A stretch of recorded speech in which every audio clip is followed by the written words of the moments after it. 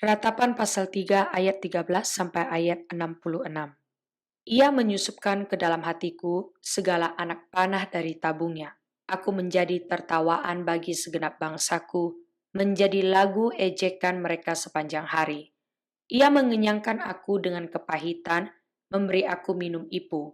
Ia meremukkan gigi-gigiku dengan memberi aku makan kerikil.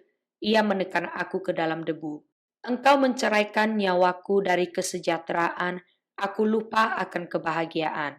Sangkaku hilang lenyaplah kemasyuranku dan harapanku kepada Tuhan. Ingatlah akan sengsaraku dan pengembaraanku, akan ipu dan racun itu. Jiwaku selalu teringat akan hal itu dan tertekan dalam diriku. Tetapi hal-hal inilah yang kuperhatikan, oleh sebab itu aku akan berharap. Tak berkesudahan kasih setia Tuhan, tak habis-habisnya rahmat-Nya. Selalu baru tiap pagi besar kesetiaan-Mu. Tuhan adalah bagianku, kata jiwaku. Oleh sebab itu aku berharap kepadanya. Tuhan adalah baik bagi orang yang berharap kepadanya, bagi jiwa yang mencari Dia. Adalah baik menanti dengan diam pertolongan Tuhan. Adalah baik bagi seorang pria memikul kuk pada masa mudanya. Biarlah ia duduk sendirian dan berdiam diri kalau Tuhan membebankannya. Biarlah ia merebahkan diri dengan mukanya dalam debu, mungkin ada harapan. Biarlah ia memberikan pipi kepada yang menamparnya, biarlah ia kenyang dengan cercaan. Karena tidak untuk selama-lamanya Tuhan mengucilkan. Karena walau ia mendatangkan susah, ia juga menyayangi menurut kebesaran kasih setianya. Karena tidak dengan rela hati ia menindas dan merisaukan anak-anak manusia. Kalau dipijak-pijak dengan kaki, tawanan-tawanan di dunia, kalau hak orang dibelokkan di hadapan yang maha tinggi, atau orang diperlakukan tidak adil dalam perkaranya, masakan Tuhan tidak melihatnya? Siapa berfirman, maka semuanya jadi? Bukankah Tuhan yang memerintahkannya? Bukankah dari mulut yang maha tinggi keluar apa yang buruk dan apa yang baik? Mengapa orang hidup mengeluh? Biarlah setiap orang mengeluh tentang dosanya. Marilah kita menyelidiki dan memeriksa hidup kita dan berpaling kepada Tuhan. Marilah kita mengangkat hati dan tangan kita kepada Allah di sorga. Kami telah mendurhaka dan memberontak, Engkau tidak mengampuni. Engkau menyelubungi dirimu dengan murka, mengejar kami dan membunuh kami tanpa belas kasihan. Engkau menyelubungi dirimu dengan awan, sehingga doa tak dapat menembus. Kami kau jadikan kotor dan keji di antara bangsa-bangsa. Terhadap kami semua seteru kami menganggakan mulutnya. Kejut dan jerat menimpa kami, kemusnahan dan kehancuran. Air mataku mengalir bagaikan batang air karena keruntuhan putri bangsaku. Air mataku terus-menerus bercucuran dengan tak henti-hentinya, sampai Tuhan memandang dari atas dan melihat dari sorga. Mataku terasa pedih oleh sebab keadaan putri-putri kotaku. Seperti burung aku diburu-buru oleh mereka yang menjadi seteruku tanpa sebab.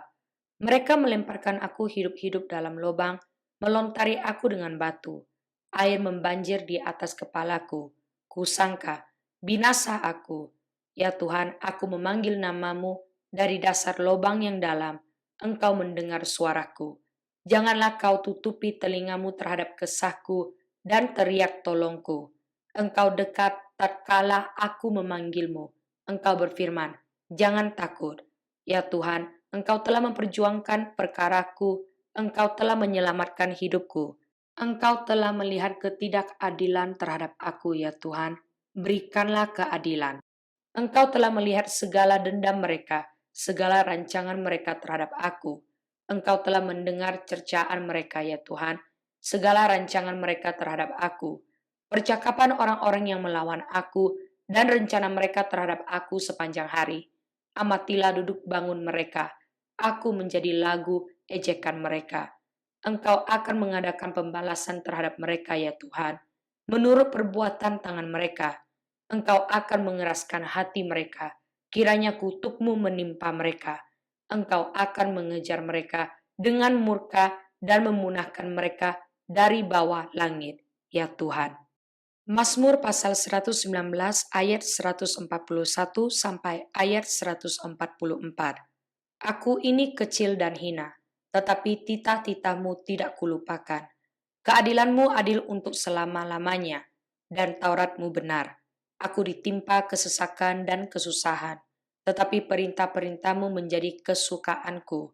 Peringatan-peringatanmu adil untuk selama-lamanya. Buatlah aku mengerti supaya aku hidup. Amsal pasal 27 ayat 5 sampai ayat 6. Lebih baik teguran yang nyata-nyata daripada kasih yang tersembunyi. Seorang kawan memukul dengan maksud baik, tetapi seorang lawan mencium secara berlimpah-limpah. Ibrani pasal 7 ayat 11 sampai pasal 8 ayat 6. Karena itu, andai kata oleh imamat Lewi telah tercapai kesempurnaan, sebab karena imamat itu umat Israel telah menerima Taurat. Apakah sebabnya masih perlu seorang lain ditetapkan menjadi imam besar menurut peraturan Melkisedek dan yang tentang dia tidak dikatakan menurut peraturan Harun? Sebab jikalau imamat berubah, dengan sendirinya akan berubah pula hukum Taurat itu. Sebab ia yang dimaksudkan di sini termasuk suku lain. Dari suku ini tidak ada seorang pun yang pernah melayani di mezbah, sebab telah diketahui semua orang bahwa Tuhan kita berasal dari suku Yehuda, dan mengenai suku itu, Musa tidak pernah mengatakan suatu apapun tentang imam-imam. Dan hal itu jauh lebih nyata lagi. Jikalau ditetapkan seorang imam lain menurut cara Melkisedek, yang menjadi imam bukan berdasarkan peraturan-peraturan manusia, tetapi berdasarkan hidup yang tidak dapat binasa.